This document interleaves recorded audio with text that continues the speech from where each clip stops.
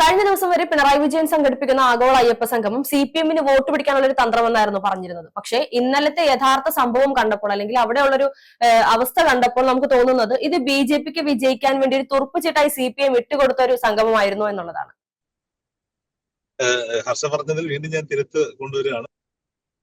നടത്തിയ അയ്യപ്പ സംഗമം ദേവസ്വം ബോർഡിന്റെ 75-ാം വാർഷികവുമായി ബന്ധപ്പെട്ടിട്ട് അവർ നടത്തിയ അയ്യപ്പ സംഗമം. സ്വാഭാവികമായും തിരുവിതാംകൂർ ദേവസ്വം ബോർഡിന്റെ 75-ാം വാർഷികത്തിന് അവർക്കൊരു ആഗോള അയ്യപ്പ സംഗമം സംഘടിപ്പിക്കുന്നതിൽ വലിയ തെറ്റ് പറയാൻ സാധിക്കില്ല. സ്വാഭാവികമായിട്ടും അവർക്ക് അവിടെ പമ്പയിൽ അവരുടെ തിരുവിതാംകൂർ ദേവസ്വം ബോർഡിന് കീഴിലുള്ള സ്ഥലത്ത് എന്ത് പരിപാടി നടത്തണം എന്നുള്ളത് തീരുമാനിക്കാനുള്ള അധികാരം ദേവസ്വം ബോർഡിനുണ്ട്.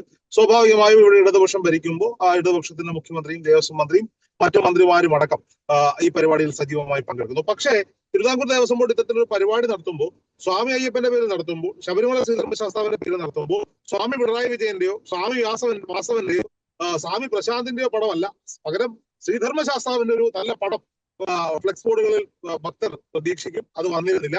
മാത്രവുമല്ല, 3500-ൽ പരം പേർ പങ്കെടുക്കും എന്ന് പറഞ്ഞ പരിപാടിയിൽ ആളുകൾ പങ്കെടുത്തു, നിറയെ പങ്കെടുത്തു എന്ന് ഇടതുപക്ഷത്തിന്റെ സൈബർ ഹാൻഡിലുകൾ പറയുന്നു. അതായത് ആഗോള അയ്യപ്പ സംഗമം വലിയ വിജയമായിരുന്നു എന്ന്, ദൈവമില്ല, ഭക്തിയില്ല, വിശ്വാസമില്ല എന്ന് പറയുന്ന ഇടതുപക്ഷത്തിന്റെ ആളുകൾ പറയുമ്പോൾ അത് എല്ലാം അയ്യപ്പന്റെ ശക്തി എന്ന് തന്നെയാണ് പറയുവാനുള്ളത്. ഇപ്പുറത്ത് സംഘപരിവാർ ബെൽറ്റിൽ നിന്ന് ഈ പറയപ്പെടുന്ന പരിപാടിയിൽ ആള് പങ്കെടുത്തില്ല, 650 പേര് മാത്രമാണ് പങ്കെടുത്തത് എന്ന് പറയുമ്പോഴും അവിടേക്ക് സംഘപരിവാറിന്റെ ഇന്ത്യയിലെ നരേന്ദ്രമോദി, അമിത്ഷാ കഴിഞ്ഞാൽ ഏറ്റവും കൂടുതൽ ചർച്ച ചെയ്യപ്പെടുന്ന പേരായ യോഗി ആദിത്യനാഥിന്റെ ഒരു ആശംസാ കുറിപ്പ് എത്തുന്നതും ഭഗവാൻ അയ്യപ്പന്റെ ഒരു കളിയായിട്ട് മാത്രമാണ് കാണാൻ നമുക്ക് കഴിയുള്ളൂ. ഇവിടെ ഈ ആഗോള അയ്യപ്പ സംഗമത്തിലൂടെ വോട്ട് തേടി ആ ജനങ്ങളിലേക്ക്, അയ്യപ്പ ഭക്തരിലേക്ക്, ഹൈന്ദവ ജനതയിലേക്ക് ഇറങ്ങി വരുന്ന പിണറായി വിജയൻ സഖാവ്, അതായത് ശബരിമലയിൽ ഇരിക്കുന്ന ശ്രീധർമ്മശാസ്താവ് നൈഷ്ഠിക ബ്രഹ്മചാരി അല്ലെന്നും പൂജ ചെയ്യുന്നവരും നൈഷ്ഠിക ബ്രഹ്മചാരികളാകണമെന്നും ഒക്കെ ഒരിക്കൽ പ്രസംഗിച്ച് നടന്ന പിണറായി വിജയൻ ശബരിമലയുടെ മഹത്വവും ശബരിമലയുടെ ആചാരങ്ങളെ പറ്റിയും വിശ്വാസങ്ങളെ പറ്റിയും ഒക്കെ സംസാരിക്കാൻ ഒരു വേദി ഉണ്ടാകണം എന്നുള്ളത് ഭഗവാന്റെ തീരുമാനമാണ്. ആ ഭഗവാന്റെ തീരുമാനപ്രകാരം നടന്ന ഈ അയ്യപ്പ സംഗമത്തിന് ബദലായി പന്തളത്ത് മറ്റൊരു അയ്യപ്പ സംഗമം സംഘടിപ്പിച്ചുകൊണ്ട് വലിയൊരു വർഗീയ ധ്രുവീകരണത്തിന് ആക്കം കൂട്ടുന്ന സംഘപരിവാർ ശക്തികൾ, അവർക്ക് ശക്തി പകരാൻ വേണ്ടി ആയിരുന്നു ഇത്തരം ഒരു പരിപാടി. അല്ലെങ്കിൽ ഈ പരിപാടിയുടെ പിന്നാമ്പുറത്ത് പ്രവർത്തിച്ചവരാരായാലും അറിഞ്ഞോ അറിയാതെയോ സംഘപരിവാറിന് വളരാനുള്ള ഒരു വലിയ വേദി കൂടി ഒരുക്കി കൊടുക്കാനുള്ള ഒരു സംഭവമായി മാറുകയാണ് ആഗോള അയ്യപ്പ സംഗമം. ഇപ്പൊ പന്തളത്ത് ഈ പറയപ്പെട്ട സംഘപരിവാറിന്റെ നേതൃത്വത്തിൽ, അത് ഏത് സംഘടനയുടെ പേര് പറഞ്ഞാലും ഇതിന് പിന്നിൽ സംഘപരിവാറാണ്. ആരാണ് ഉദ്ഘാടനം ചെയ്യാൻ വരാൻ പോകുന്നത്?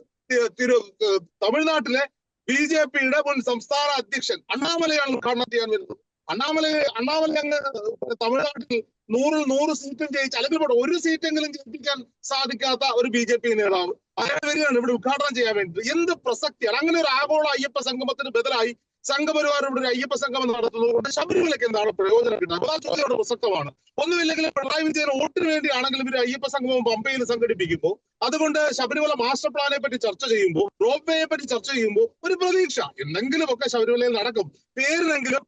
നോക്കൂ, ഇപ്പോ ഈ അടുത്ത തെരഞ്ഞെടുപ്പിൽ ആര് അധികാരത്തിലെത്തുന്ന കാര്യത്തിൽ 90% പേരും കേരളത്തിൽ വിശ്വസിക്കുന്ന പിണറായി വിജയൻ തന്നെ വീണ്ടും അധികാരത്തിലെത്തുന്നതാണ്. അത് ഉണ്ടാകാതിരിക്കട്ടെ എന്ന് അയ്യപ്പന്മാരും ബാക്കിയുള്ള ഭക്തജനങ്ങളും എല്ലാവരും പ്രാർത്ഥിച്ചുകൊണ്ടിരിക്കുന്ന ഒരു കാലഘട്ടമാണ്. ഇനി അങ്ങനെ അങ്ങ് സംഭവിച്ചു എന്നിരിക്കട്ടെ. ഈ അയ്യപ്പ സംഗമത്തിൽ ഭഗവാൻ ശ്രീധർമ്മശാസ്താവ് പിണറായി വിജയനോടുള്ള സകല നീരസങ്ങളും പുറത്ത് അത് അധികാരം വീണ്ടും ഒരു വട്ടം കൂടി കൊടുക്കാൻ തീരുമാനിക്കാമെന്ന് വെക്കട്ടെ. അത് തീരുമാനിച്ചു കഴിഞ്ഞാൽ എന്തെങ്കിലുമൊക്കെ അവിടെ നടക്കും. ഇത് പറഞ്ഞ വാക്കല്ലേ, 100 കൂട്ടം കാര്യങ്ങൾ പറയുമ്പോൾ ഒരെണ്ണമെങ്കിലും നടക്കും. പക്ഷെ ഈ ബദൽ അയ്യപ്പ സംഗമം കൊണ്ട് ഇവിടുത്തെ BJP-ക്ക് കരുത്ത് പകരാനും സംഘപരിവാറിന് കരുത്ത് പകരാനും എന്നല്ലാതെ മറ്റെന്താണ് പ്രയോജനം എന്ന് കൂടി ഈ സംഘാടകർ പറയണം. ഈ പറയപ്പെടുന്ന ശബരിമലയുടെ സംരക്ഷണത്തിന് വേണ്ടി എന്നാണല്ലോ ഈ ഒരു ബദൽ അയ്യപ്പ സംഗമം നടത്തുമ്പോൾ അവർ പറയുന്നത്. ശബരിമലയിൽ ഇരിക്കുന്ന ധർമ്മ സംസ്ഥാപനാർത്ഥം ഇരിക്കുന്ന ആളാ, അയാൾക്ക് സംരക്ഷണം ഒരുക്കാൻ ഈ BJP-കാരനെ കൊണ്ട് പറ്റുമോ? അനിൽ നമ്പ്യാരെ കൊണ്ട് പറ്റുമോ? അതോ K. സുരേന്ദ്രനെ കൊണ്ട് പറ്റുമോ? രാജീവ് ചന്ദ്രശേഖരനെ കൊണ്ട് പറ്റുമോ? അല്ലെങ്കിൽ അണ്ണാമലയെ കൊണ്ട് പറ്റുമോ? ആരെ കൊണ്ടാണ് പറ്റുന്നത്? ശബരിമലയ്ക്ക് സംരക്ഷണം എടുക്കാൻ യുവമാരാ? അല്ല, എനിക്കറിയാൻ വേണ്ടി ചോദിക്കുക. വിശ്വാസ സംരക്ഷണം, ആചാര സംരക്ഷണം, ഇവിടെ ആചാര ലംഘനം നടന്നിട്ടുണ്ടോ? ഞാൻ ചോദിക്കുന്നത് ഈ ആഗോള അയ്യപ്പ സംഗമത്തിലോട്ട് പിണറായി വിജയൻ ലംഘിച്ചോ? അതിനുത്തരം പറയൂ. ഏറ്റവും വലിയ വർഗവാദി എന്ന് മുദ്ര കുത്തുന്ന വെള്ളാപ്പള്ളി നടേശനോടൊപ്പം ഒരു കാറിൽ വന്നിരുന്നു എന്നുള്ളതല്ലാതെ മറ്റെന്തെങ്കിലും അവിടെ മോശമായി സംസാരിച്ചോ? ശബരിമലയെ കുറിച്ച് സംസാരിച്ചോ? സ്വാമിയെ ശരണമയ്യപ്പ എന്ന് നാക്കുയർത്തി വിളിച്ചില്ലെന്നുള്ളതേ ഉള്ളൂ. മനസ്സുകൊണ്ട് 1000 വട്ടം പിണറായി വിജയൻ അവിടെ വിളിച്ചിട്ടുണ്ടാവും. അപ്പൊ സ്വാഭാവികമായി ഇതിന്റെ രക്തചുരുക്കം ഇത്രയേ ഉള്ളൂ. ഈ പറയപ്പെടുന്ന ആഗോള അയ്യപ്പ സംഗമത്തിലൂടെ സംഘപരിവാർ ശക്തികൾക്ക് വീണ്ടും ഒരു വേദി ഉണ്ടാക്കുകയാണ്. അവർ 12 പരിപാടി, ഈ പരിപാടിയുടെ 10 ഇരട്ടി ആളുകളുമായി അവരോട് സംഘടിപ്പിക്കും. അവിടെ അയ്യപ്പന്മാരുടെ വികാരങ്ങളെ എതിർത്തിവിടും. ഇപ്പോ ജനതീയ വലിയ ക്യാമ്പയിൻ ആരംഭിച്ചിട്ടുണ്ട്. പമ്പയില് പിന്നെ പോലീസുകാർക്ക് നേരെ കൈ കൂപ്പിക്കൊണ്ട് സ്ത്രീകളെ കയറ്റരുതേ എന്ന് നിലവിളിച്ച പഴയ കുട്ടികളെയൊക്കെ കണ്ടുപിടിച്ചിട്ട് അവരെയൊക്കെ കൊണ്ട് വീഡിയോ എടുത്ത് പ്രചരിപ്പിക്കുക. സംരക്ഷണം ഒരുക്കുമെന്നാണ് ജനതീയ പറഞ്ഞിരിക്കുന്നത്. ജനങ്ങളിലേക്ക് ഓൺലൈനിലൂടെ, ചാനലുകളിലൂടെ, അവരുടെ സംവിധാനങ്ങളിലൂടെ വീണ്ടും ശബരിമലയിൽ എന്തോ വലിയ സംഭവിക്കാൻ പോകുന്നത് ട്രെൻഡ് ഉണ്ടാക്കി സാധാരണക്കാരായ ഒരു രാഷ്ട്രീയ താല്പര്യവുമില്ലാത്ത യഥാർത്ഥ അയ്യപ്പ ഭക്തന്മാരുടെ മനസ്സിൽ ഭയം നിറപ്പിക്കാൻ പോകും.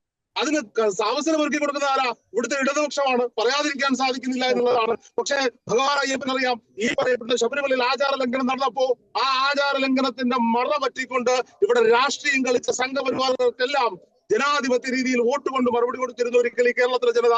അതിനുശേഷം പിന്നീട് കടന്ന ലോക്സഭാ തെരഞ്ഞെടുപ്പ് നമുക്ക് ഓർമ്മയുണ്ട്. ഇതൊക്കെ തന്നെയാണ് ഇവിടെ സംഭവിക്കാൻ പോകുന്നത്. ധർമ്മത്തിന്റെ പാതയിലാണ്. ധർമ്മമാണ് ഭഗവാൻ സംരക്ഷിക്കാൻ ശബരിമലയിൽ ഇരിക്കുന്നതെങ്കിൽ ഭഗവാൻ അറിയാം ആ ധർമ്മം ഏതാണെന്ന്. ആ ധർമ്മത്തിന് മാത്രമേ അവിടെ സംരക്ഷണം ഒരുക്കുകയുള്ളൂ. പക്ഷേ ഈ നാട് സമാധാനപരമായി പോകുന്ന ഈ ഒരു നാട്ടിൽ അനാവശ്യമായി പിണറായി വിജയൻ സർക്കാരിന് ഒരു തെറ്റുപറ്റി. അത് സുപ്രീം കോടതിയുടെ വിധിയുടെ പിന്നാലെ ആയിരുന്നു. അത് പിണറായി വിജയന് മാത്രമല്ല, ആ സമയത്ത് രാഹുൽ ഗാന്ധിയുടെ നിലപാട് എന്തായിരുന്നു? രാഹുൽ ഗാന്ധി പറഞ്ഞത് സ്ത്രീ പ്രവേശനത്തെ സ്വാഗതം ചെയ്യുന്നു എന്നാണ്. നരേന്ദ്രമോദിയുടെ നിലപാടെന്താണ്? ഈ പ്രവേശനത്തെ സ്വാഗതം ചെയ്യുന്നു എന്നാണ്. സംഘപരിവാറിന്റെ സർസംഘ ചാലക് പറഞ്ഞത് ഇതിനെ സ്വാഗതം ചെയ്യുന്നു എന്നാണ്. പിന്നീട് കാര്യങ്ങൾ മനസ്സിലാക്കിയപ്പോ, ശബരിമലയുടെ ആചാരത്തിന്റെ വ്യാപ്തി മനസ്സിലാക്കിയപ്പോ മോഹൻ ഭാഗവത് അടക്കമുള്ള ദേശീയ നേതാക്കന്മാർ നിലപാട് തിരുത്തി. പക്ഷെ അന്ന് പിണറായി വിജയൻ ആ നിലപാട് തിരുത്താൻ തോന്നിയില്ല. കാലങ്ങൾക്കിപ്പുറം, ഒരു 4-5 വർഷങ്ങൾക്കിപ്പുറം, 6-7 വർഷങ്ങൾക്കിപ്പുറം പിണറായി വിജയനും ആ നിലപാടിലേക്ക് എത്തുകയാണ്. എം വി ഗോവിന്ദൻ ആ നിലപാടിലേക്ക് എത്തുകയാണ്. CPM-ന്റെ സൈബർ പോരാളികളടക്കം ശബരിമല അയ്യപ്പൻ അത്ര ചെറിയ ആളല്ലെന്നും ശബരിമല അയ്യപ്പന്റെ ആചാരങ്ങൾ ലംഘിക്കാനുള്ളതല്ല, ആചരിക്കപ്പെടാനുള്ളതാണെന്നും തിരിച്ചറിയുന്നതിൽ കൈയടിക്കുകയല്ലേ വേണ്ടേ? അത് പ്രോത്സാഹിപ്പിക്കുകയല്ലേ വേണ്ടേ? പിന്നല്ലാതെ അവര് ഇങ്ങനെ ധർമ്മത്തിന്റെ പാതയിലേക്ക് വരുമ്പോ അങ്ങനെയൊന്നും അല്ല. ഇതിന് ബദൽ പരിപാടി ഒരുക്കണം എന്ന് ചിന്തിക്കുന്നിടത്താണ് പണ്ട് ശ്രീധരൻപിള്ള പറഞ്ഞ സുവർണാവസരം. അത് വീണ്ടും രാജീവ് ചന്ദ്രശേഖരൻ എന്ന് പറയുന്ന കോർപ്പറേറ്റ് മുതലാളി അത് എന്താണ് ഫണ്ട് ചെയ്തുകൊണ്ട് ഈ പറയപ്പെടുന്ന ഇത് വലിയ സുവർണാവസരമാക്കി എടുക്കുകയാണ്. എന്ത് പറഞ്ഞു കയറാൻ പറ്റും? ഇപ്പോഴത്തെ സാഹചര്യത്തിൽ കേരളത്തിൽ നിയമസഭാ തെരഞ്ഞെടുപ്പിനെ നേരിടാൻ ഒന്നുമില്ല, ഒരു കുന്തവുമില്ല. CPM പോലും പറഞ്ഞു പാലക്കാട് രാഹുൽ മാങ്കുട്ടത്തിൽ തടയില്ല എന്ന്. അവിടെയും പ്രശാന്ത് ശിവൻ എന്ന് പറയുന്ന ഒരു ജില്ലാ പ്രസിഡന്റ് പറയാണ് ഞങ്ങൾ തടയും. നീയൊക്കെ തടഞ്ഞിട്ട് എന്ത് ചെയ്യാനാ? നിങ്ങൾ അവിടെ തടഞ്ഞിട്ട് എന്ത് ചെയ്യാനാ? ജനാധിപത്യ രീതിയിൽ തെരഞ്ഞെടുക്കപ്പെട്ട ഒരു MLA ഒരു പരാതി പോലും ഇല്ലാതെ അഗ്നിശുദ്ധി വരുത്താനുള്ള തയ്യാറെടുപ്പോടുകൂടി തിരിച്ച് മണ്ഡലത്തിലേക്ക് വരുമ്പോ യുവന്മാര് തടയും. ഇവർക്ക് തൊടുതലും പിടിച്ചാലും ഒക്കെ പ്രശ്നമായപ്പോ എന്താ ഒരു സാഹചര്യമില്ല. രാഷ്ട്രീയം പറയാൻ പറ്റുന്നില്ല. രാഷ്ട്രീയം പറയാൻ പറ്റുന്ന സാഹചര്യമില്ല. കാരണം എന്താ? ഇവിടെ വർഗീയ പ്രശ്നങ്ങൾ ഉണ്ടാകുന്നില്ല, ആചാര പ്രശ്നങ്ങൾ ഉണ്ടാകുന്നില്ല. അപ്പൊ സ്വാഭാവികമായിട്ട് തൊടുന്നതും പിടിക്കുന്നവരും എല്ലാം കയറി പിടിക്കുക. ആകെ ആ പാർട്ടിയിൽ ഇന്ന് കൊള്ളാവുന്ന സുരേഷ് ഗോപി എന്ന് പറയുന്ന ഒരു മനുഷ്യൻ സാധാരണക്കാരുടെ പ്രശ്നങ്ങൾ കേട്ടാൽ ഒന്നുമില്ലെങ്കിലും പുള്ളിയെടുത്ത് നിന്ന് പരാതി പറയുമ്പോൾ പുള്ളി രണ്ട് കളിയാക്കിയ അവരെ CPM സംരക്ഷിക്കുന്നുണ്ട്. അതിലൂടെ സാധാരണക്കാർക്ക് എന്തെങ്കിലും പ്രയോജനം കിട്ടുന്നുണ്ട് എന്നാണ്. തിരുവനന്തപുരത്ത് ഒരു കൗൺസിലർ ആത്മഹത്യ ചെയ്തില്ലേ? കുറിപ്പെഴുതി വെച്ചിട്ട് ആത്മഹത്യ ചെയ്തില്ലേ? എന്നിട്ട് ഇവന്മാര് പോലീസ് സ്റ്റേഷനിലേക്ക് മാർച്ചെടുത്താണ് ആ ആത്മഹത്യക്കെതിരെ. സ്വന്തം പ്രസ്ഥാനത്തിൽപ്പെട്ടവരെല്ലാവരും കൂടെ പറ്റിച്ചതാണ് നേരത്തെ. അപ്പോ സ്വാഭാവികമായിട്ടും ഇവിടുത്തെ സംഘപരിവാറും ഇവിടുത്തെ ഇടതുപക്ഷവും വോട്ട് തേടി പല പരിപാടികളിലേക്ക് പോയിക്കൊണ്ടിരിക്കുകയാണ്. ഇതുകൂടെ മനസ്സിലാക്കാൻ ഇവിടുത്തെ സാധാരണ ജനങ്ങൾക്ക് ബുദ്ധിയുണ്ട്, വിവേകമുണ്ട്.